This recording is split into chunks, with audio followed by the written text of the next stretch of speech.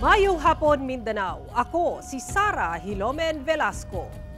Usa ka senior citizen nga babae sa Valencia City, Bukidnon ang nakomatose karon sa ospital human naguyo dihang gilab ni ang bag niini sa snatcher nga nakamotorsiklo. Ang insidente nahulikam. Ani report ni Cyril Chavez.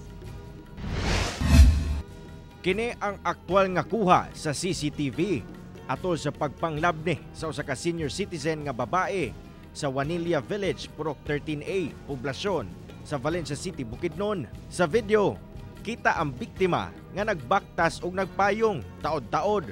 Makita ang usa ka motor nga padulong sa biktima og kalit ni ining gibira ang bag ni ine nga anaa sa abaga tungod sa puwersa. Natumba og naguyod pa sa dalan ang biktima dayong sibat sa sospek gamit ang iyang motor.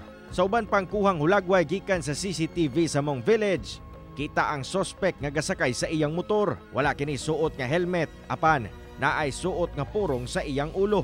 Then paghablot sa bag sir, eventually natumba siya, na kuan siya, nahila siya eventually, and nakakuha siya ng injury siya different parts of her body. And unfortunately sir, kahit nadala siya sa ospital, nakuha ng biktima sir.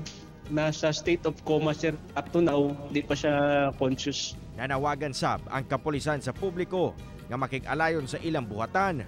Galing adunay impormasyon sa identifikasyon sa suspect, wala na muluwat pa og pahayag ang pamilya sa biktima. Kung may mga information kayo sir in relation to this incident, kindly contact our Valencia City Police Office station to give important details in relation to this incident. Cyril Chavez, One Mindanao.